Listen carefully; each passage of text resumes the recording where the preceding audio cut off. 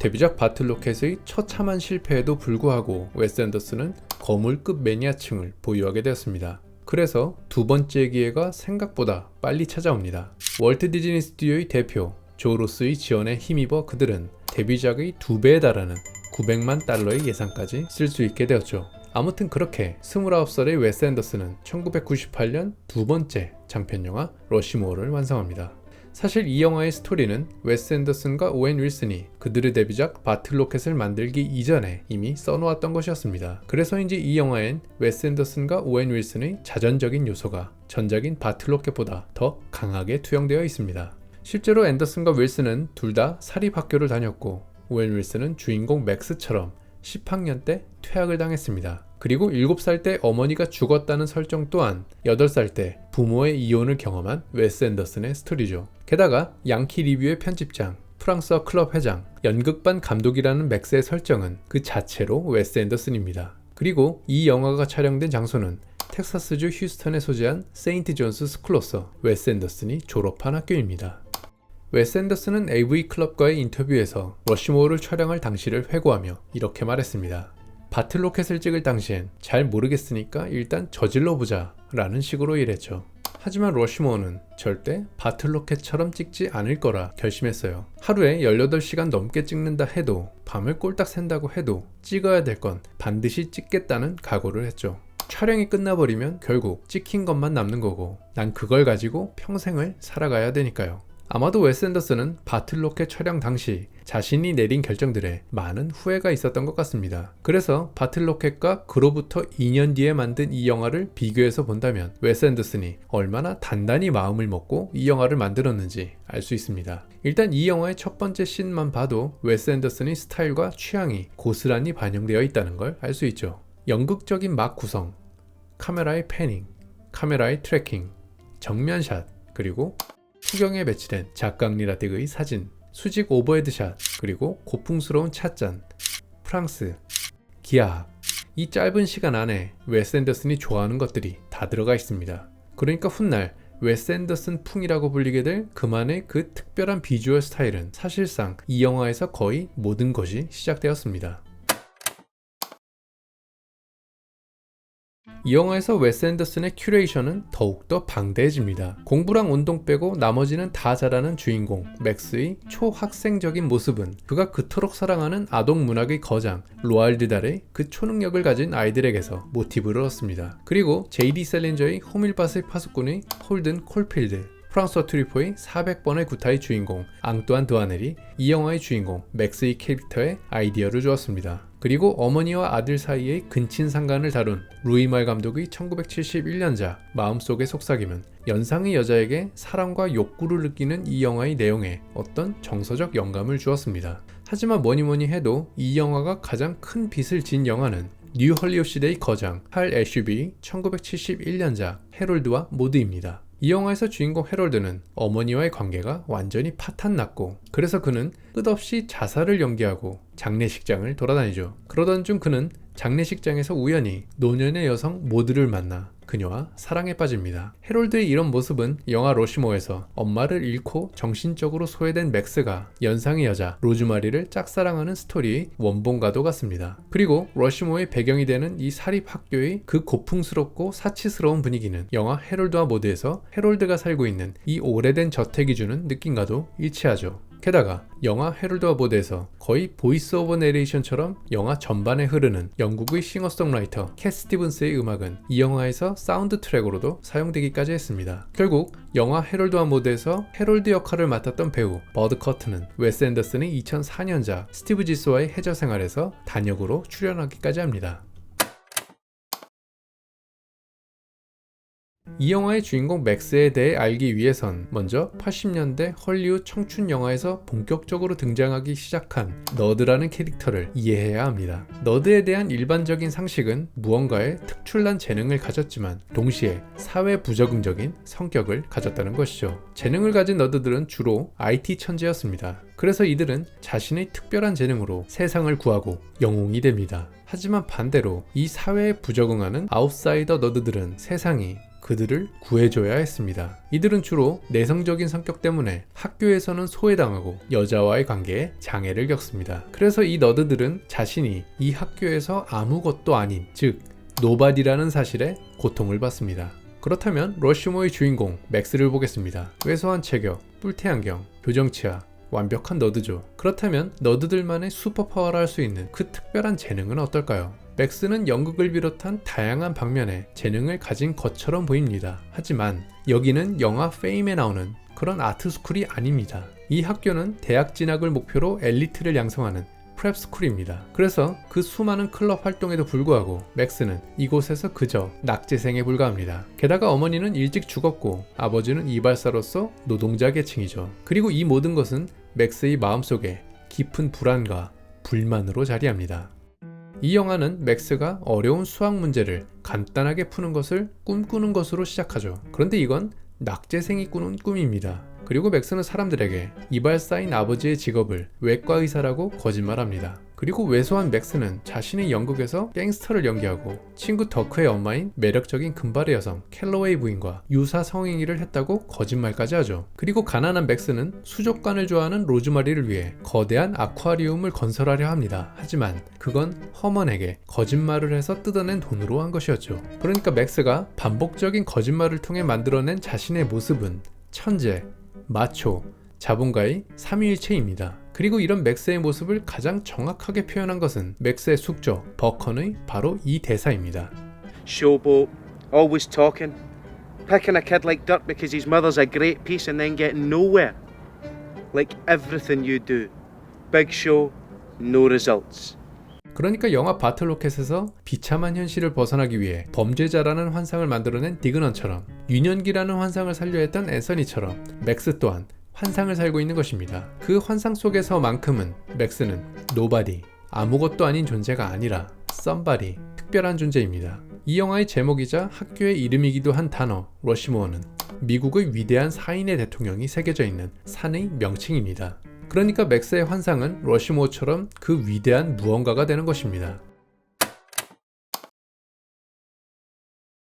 전작 바틀로켓에서 두 주인공 사이의 상호작용을 통한 변화의 과정을 보여줬던 웨스 앤더슨과 오웬 윌슨은 이 영화의 시나리오에서 맥스를 중심으로 좀 더 복잡하고 섬세한 인물들 간의 네트워크를 구성합니다. 이 영화의 초반에 맥스는 운명적으로 두 명의 인물을 만납니다. 바로 이 학교의 졸업생 출신인 사업가 허먼과 러시모어의 교사 로즈마리입니다. 여기서 맥스는 그들에게서 일종의 메시지를 받습니다. 첫 번째 메시지는 허먼이 연설에서 한 바로 이 말입니다. Take dead aim on the rich boys.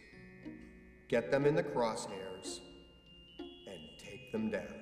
이 말은 맥스를 완전히 감동시킵니다. 가난한 이발사의 아들 맥스는 역시나 가난한 출신에서 자수성가한 허먼에게서 자신이 나아갈 길을 본 것입니다. 동시에 여기엔 맥스가 가진 그 컴플렉스의 실체를 알 수 있습니다. 바로 가난입니다. 그리고 두 번째 메시지는 로즈마리가 책에 쓴 한 문장입니다. 그 누군가 어떤 이유에서든 비범한 인생을 살 기회를 가졌다면 그는 그것을 혼자 간직할 권리가 없다. 외롭고 가난한 낙제생이 아닌 무언가 특별한 사람이 되고 싶은 맥스는 이 문장에 완전히 홀립니다. 그래서 맥스는 이 문장을 쓴 로즈마리에게 접근을 시작합니다. 그렇다면 허먼의 입장을 보겠습니다. 이 영화에서 교장 구겐하임은 맥스를 향해 이렇게 말합니다. He's one of the worst students we've got. 그런데 허먼은 뒤에서 이렇게 웃고 있습니다. 허먼 역시 맥스에게서 자신이 어린 시절을 보았을 것입니다. 허먼의 두 쌍둥이 아들은 망나니 같습니다. 그리고 그는 가족 안에서 완전히 소외되었습니다. 그래서 허먼과 맥스는 곧 유사가족, 그러니까 아버지와 아들의 대안적 관계로 발전할 것처럼 보입니다. 마치 구스반산트의 굿윌 헌팅에서 천재소년 윌과 심리학과 교수 션과의 관계처럼 말이죠. 하지만 로즈마리와의 상황은 좀 다릅니다. 맥스는 로즈마리가 쓴 글을 보고 그녀에게 의도적으로 접근합니다. 그리고 그녀의 관심을 끌기 위해 이렇게 말하죠. Where did you go to school, by the way? Harvard. That's a coincidence. My top schools where I want to apply to are Oxford and the Sorbonne. My safety's Harvard. 자, 맥스는 하버드는커녕 고등학교 졸업도 위태로운 상황입니다. 그리고 로즈마리가 라틴어에 대해 말하자 맥스는 이렇게 말합니다. That's a shame because all the Romance languages are based in Latin. Yeah, they are, aren't they? 그런데 맥스는 친구에게 이런 말을 했었습니다. And they're canceling Latin. What? I tried to get Latin canceled for 5 years. It's a dead language at OSA. Well, I guess they finally heard you. 그러니까 맥스와 로즈마리의 관계는 맥스의 거짓말로 시작된 것입니다. 그리고 로즈마리는 여전히 맥스를 남자로 대하지 않습니다. 그리고 맥스의 그 받아들여지지 않는 마음은 결국 이렇게 폭발하죠. What is wrong with you? What is wrong with you? You hurt my feelings. This night was important to me. How did I hurt your feelings? Oh my God! I wrote a hit play. And I'm in love with you.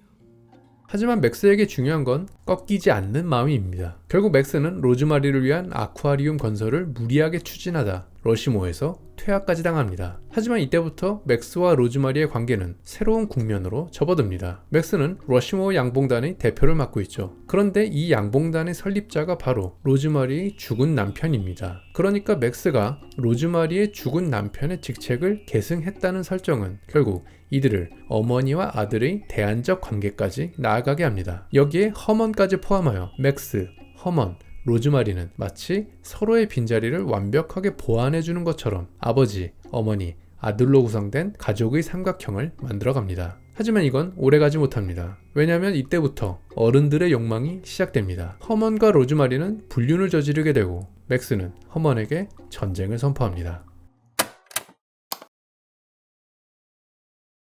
제가 이 영화를 굳이 원제목 러시모어라고 부르는 이유는 한글 제목 맥스군 사랑에 빠지다가 가진 그 지나치게 미화된 낭만 때문입니다. 정말로 맥스는 자기 말대로 로즈마리와 플라토닉한 사랑에 빠진 것일까요?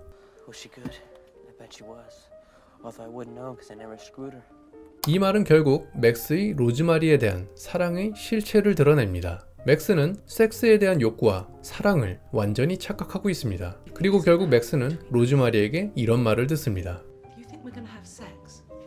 It's a kind of cheap way to put it. Not if you've ever fucked before, it isn't. 로즈마리에게 강제로 키스까지 하려 했던 맥스는 로즈마리의 이 적나라한 표현에 충격을 받고 자리를 떠납니다. 그러니까 맥스는 자신이 로맨스라고 믿었던 그 감정의 실체가 욕구에 불과했다는 그 사실이 힘든 겁니다. 그리고 웨스 앤더슨은 영화 내내 트랙 위에서 촬영하던 카메라를 내려놓고 이 순간을 핸드헬드로 찍으면서 맥스의 완전히 무너지는 내면을 보여주고 있습니다. 그리고 이때부터 맥스는 완전히 추락합니다. 절친한 친구 더크의 엄마와 놀아났다는 거짓말은 결국 그의 유일한 친구마저 떠나가게 하죠.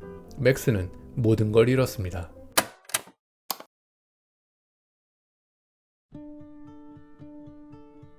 이 영화의 후반부는 맥스가 거울을 통해 자신을 알아가고 진정한 자신의 모습을 찾는 과정입니다. 그리고 그 거울의 역할을 하는 건 바로 맥스의 이 친구들입니다. 맥스는 친구라고 생각했던 허먼에게 배신을 당했죠. 하지만 맥스 또한 자신을 믿고 따랐던 친구 더크를 이용했습니다. 그리고 로즈마리에게 사랑을 거절당한 것처럼 맥스는 마가렛을 무시했습니다. 하지만 더크와 마가렛은 맥스에게 먼저 찾아와 화해와 위로를 건넸죠. 그리고 무엇보다도 맥스를 다시 움직인 가장 결정적인 인물은 마가렛입니다. 맥스가 허먼의 연설에 감동받아 허먼과 친구가 되었듯 마가렛 또한 맥스의 연설에 감동을 받아 맥스에게 다가갔습니다. 마가렛은 맥스 못지않은 너드이며 그래서 맥스에게 끌렸을 것입니다. 그런데 길에서 우연히 만난 마가렛은 맥스에게 이렇게 말합니다. Heard about your science project on Action 13. They said the Navy wants to buy it from you. No, not anymore. Why not? Because it was a fake. What do you mean? I faked all the results. Why? Because it didn't work. I thought it would, but it didn't. 마가렛 또한 맥스처럼 목표를 이루기 위해 거짓말을 했습니다. 그리고 바로 여기서 맥스는 자신의 모습을 보았을 것입니다. 그리고 마가렛의 이런 솔직한 순간을 통해 맥스는 다시 시작할 용기를 얻습니다. 그리고 바로 다음 씬에서 맥스의 의상은 그린 컬러의 수트로 바뀌어 있습니다. 세상과 단절하고 살아갔던 추운 겨울의 옷도 아닌 허세를 부리며 살았던 러시모어 교복도 아닌 진정한 자신의 모습을 찾은 겁니다. 그러니까 마치 웨스 앤더슨처럼 옷을 입은 겁니다. 그리고 맥스가 처음으로 하는 일은 허먼과 화해를 하는 것입니다. 그리고 더 이상 아버지의 직업을 속이지 않습니다. 그리고 맥스는 항상 혼자서 지배했던 이전의 클럽들과는 다르게 그의 새로운 연날리기 소사이어티를 친구들과 함께 공동 창단하죠. 그리고 로즈마리를 허먼에게 돌아오게 하기 위해 허먼의 이름으로 다시 한번 아쿠아리움 건설을 추진합니다. 하지만 로즈마리는 나타나지 않았고 이 계획은 실패로 돌아갑니다. 그래서 맥스는 자신이 가장 잘하는 것을 하기로 합니다.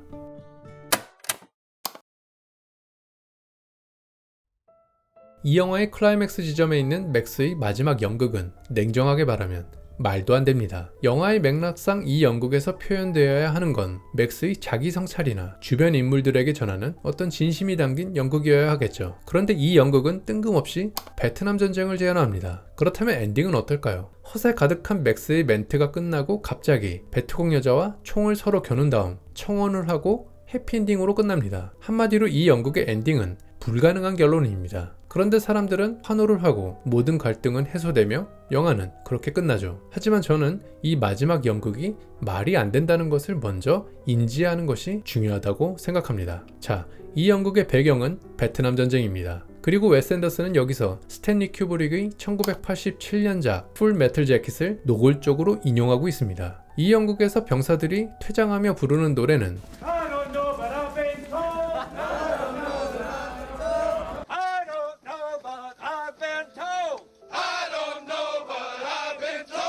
풀메탈 재킷에서 훈련병들이 부르는 노래입니다. 그리고 마지막에 베트콩 여자와 총을 겨누고 대치하는 이 상황은 풀메탈 재킷에서 똑같이 나오는 상황입니다. 여기서 이 베트콩 여자 저격수는 미군들에게 참혹하게 사살당합니다. 하지만 이 연극의 결말은 주인공이 난데없이 그녀에게 청혼을 하고 이 베트콩 여자는 그걸 수락하면서 말도 안 되는 해피엔딩으로 끝나죠. 쉽게 말해 웨스 앤더슨은 스탠리 큐브릭의 그 시니컬하고 비극적인 엔딩 장면을 억지스러운 해피엔딩으로 둔갑시켜버린 겁니다. 자, 더 나아가 보겠습니다.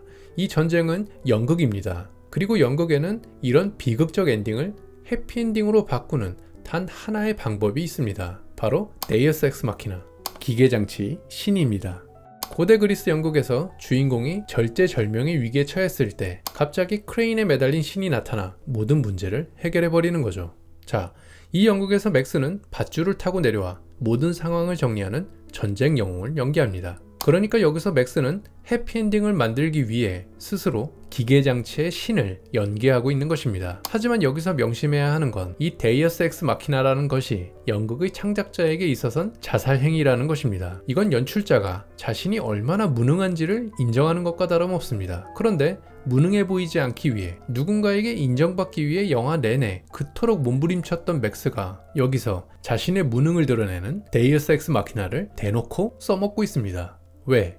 이 영화에서 맥스는 아버지가 외과의사인 유복한 집 아들을 연기했고 돈 많은 남자를 연기했고 남성미 넘치는 마초를 연기했고 옥스포드에 진학할 천재를 연기했습니다. 그리고 이 모든 건 맥스가 현실로부터 탈출하기 위한 연기였죠. 오로지 자기 자신만을 위한 연기였습니다. 하지만 맥스의 이 마지막 연기는 타인을 위한 연기입니다. 맥스는 친구도 돌아왔고 자기 자신의 모습도 찾았지만 허먼을 떠난 로즈마리를 돌아오게 하는 데는 실패했습니다. 그리고 여기엔 더 이상 현실적인 방법이 남아있지 않았습니다. 그래서 맥스는 모든 현실적 조건과 논리적 개연성을 무시해버리고 해피엔딩을 만드는 데이어스 엑스 마키나를 연기하는 것입니다. 아마도 이 연극은 맥스가 연출한 사상 최악의 연극일 것입니다. 하지만 맥스가 연출한 가장 성숙한 연극일 것입니다.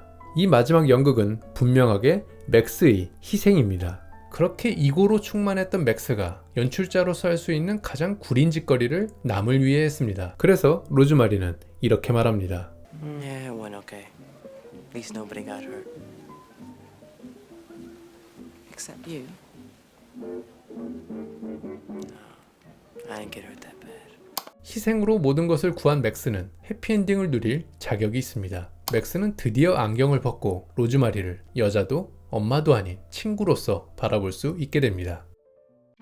10대 혹은 사회 부적응자, 괴짜들을 다루는 90년대 어메리칸 익센트릭 시네마, 아메리칸 괴짜 영화들의 외적인 분위기는 거의 비슷했습니다. 그리고 분명 웨스 앤더슨의 데뷔작 바틀로켓도 그런 영화들과 크게 다르진 않았던 것이 사실입니다. 하지만 이 영화 러시모어에서 웨스 앤더슨은 자신의 전략을 완전히 수정합니다. 키 크고 잘생긴 루저 루크 윌슨은 왜소한 너드 제이슨 슈왈츠먼으로 바뀌었고 헐렁한 그런지풍의 티셔츠는 엄격한 분위기 교복으로 갈아입었습니다. 리얼한 거리의 풍경은 고전미가 풍기는 사립학교로 옮겨왔고 동시대 영화들이 그런지의 기타 리프와 레이브의 비트에 맞춰 뮤직비디오처럼 영화를 찍을 때 앤더슨은 60년대 영국 밴드 그리고 클래시컬한 합시커드 선율에 맞춰 연극 무대처럼 영화를 연출했습니다. 그리고 무엇보다도 바틀로켓에서 보여준 인물들 사이의 상호 교감의 시나리오는 이 영화에서 더욱 섬세하고 감동적으로 진화했습니다. 그러니까 웨스 앤더슨은 단 2편의 연출 경험만으로 자신의 영화를 혁신하듯 발전시켰고 1990년대라는 시간 속에서 자신만의 정체성을 점점 찾아가기 시작했습니다. 결과적으로 영화 러시모어는 흥행에 꽤 성공했습니다. 그리고 이 영화에서 보여진 그 특유의 스타일로 인해 웨스 앤더슨이라는 이름은 점점 더 알려지기 시작했고, 이런 심상치 않은 인기를 알아챈 MTV는 1999년 무비워즈의 TV 스팟 광고를 웨스 앤더슨에게 영화 러시모어를 테마로 맡기기까지 했습니다. 그리고 당시 뮤직비디오와 커머셜 쪽에서 스타덤에 오른 미셸 공드리, 스파이크 존즈, 그리고 영화감독 소피아 코폴라 등과 함께 이때부터 웨스 앤더슨은 힙스터들의 감독이 되었습니다.